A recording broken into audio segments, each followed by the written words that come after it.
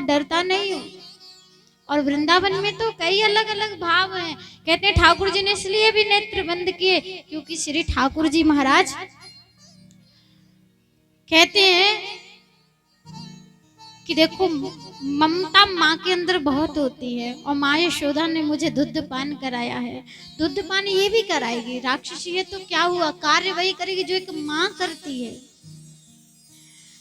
इसका हृदय माँ के जैसा पवित्र तो नहीं है, लेकिन है तो एक ये माँ है, इसलिए इससे वही मुक्ति दूंगा जो माँ यशोदा को वर्षों बाद मिलेगी। इसलिए ठाकुर जी ने नेत्र बंद कर लिए। तो दाऊ भैया ने कहा सुनो, ये अपना कार्य करेगी, तुम्हें अपना कार्य करना है। तुम्हारा कार्य क्या है, बहते हुए को किनारे पर लगाना, भटके हुए को राह दिखाना, तुम्हारा कार्य यही है प्रभु। इसलिए ये आपकी शरण में आई है, और शरण में यदि शत्रु भी आ जाए तो छत्री उसको भी क्षमा कर देते हैं। आपकी शरण में तो कोई राक्षस दैत्य भी आ जाए, आप तो उस पर भी कृपा करते हैं, तो ये तो राक्षसी है।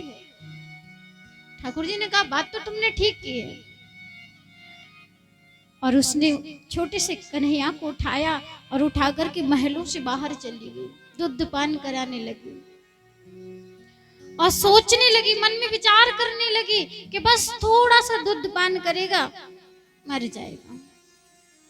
लेकिन जिस प्रभु समस्त संसार को बनाता है, समस्त संसार का पालन करता है, लय करता है, जिसकी भ्रुकुटी टेढ़ी मात्र से समस्त संसार में प्रलय हो सकता है, क्या वो इतने से विष से मर सकता है?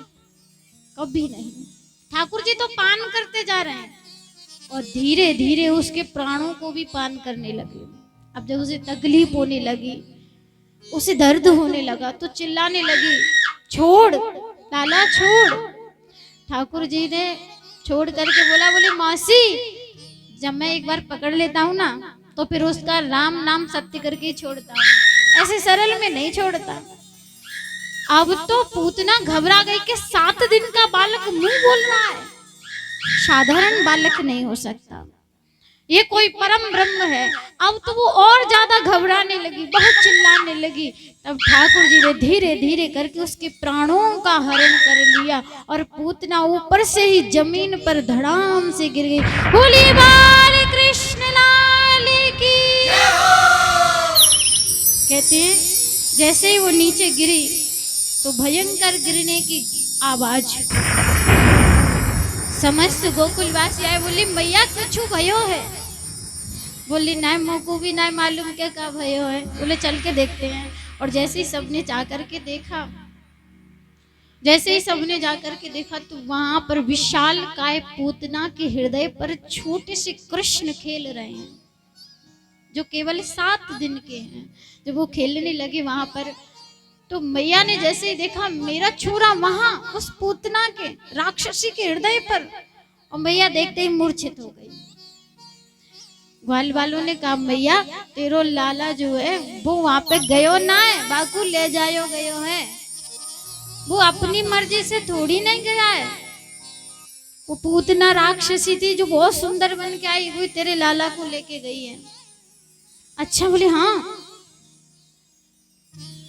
मैया को उसमें लाया गया। ब्रजवासियों ने, गोकुलवासियों ने, सबने सीढ़ियों पे सीढ़ी लगाई, बहुत मुश्किल से ठाकुर जी को उतारा गया। और ठाकुर जी को उतार के उसके पार्थ शरीर को, जो उसका शरीर था मृतक शरीर, उस मृतक शरीर को अग्नि लगाई गई। तो कहते हैं कि अग्नि का जो धुआं था, जो प्रचंड धुआं जो उठा था ज्वाला से, उस धुएं से पूरा गोकुल मंडल सुगंधित हो गया, इतनी सुगंध फैलने लगी। राजा कहते हैं सुखदेव जी महाराज से, गुरुदेव जो राक्षसी है, राक्षसी के अंदर क्या भरा था? बाल हत्यारी थी, वो बालकों का रक्त पान करती थी।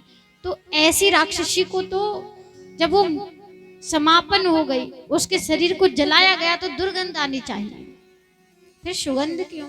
तब उन्होंने कहा कि राजन, जिस परमात्मा ने उसका दूध पान किया हो, क्या उसमें से दुर्गंध आ सकती है? और तो और पूरा गोकुल ही नहीं, पूरा ब्रजमंडल सुगंधित हो गया। ब्रज 84 कोस का है, पूरा सुगंधित हो गया। भगवान ने उसका उद्धार किया। नंद बाबा आए, नंद बाबा को पता चला कि मेरे जाने के बाद ये सब हुआ। तो नंद बाबा ने यशोदा मैया को बहुत फटकार लगाई। तुम्हें पता है बुढ़ापे में एक छोरा भयो है और उसको तुम चाहे जिसको दे देती हो, चाहे जिसकी गोद में सौंप देती हो, कभी भी नवजात शिशु को एरे गैरों के हाथ में नहीं देना चाहिए। क्या भरोसा कौन की दृष्टि कैसी हो। इसलिए नंद बाबा ने माँ यशोदा को बहुत डांट फटकार। मैया बेचारी रोती हुई बोली, मोगू का मालूम हती कि ये दुष्ट नहीं है, राक्षस नहीं है, बड़ा सुंदर वेश बना करके आई थी ये तो। तब ठाकुर जी ने उन पर कृपा की, पूतना का उद्धार किया। ठाकुर जी बड़े होने लगे, धीरे धीरे समय व्यतीत होने लगा। अब भगवान की लीलाएं प्रारंभ होने लगी।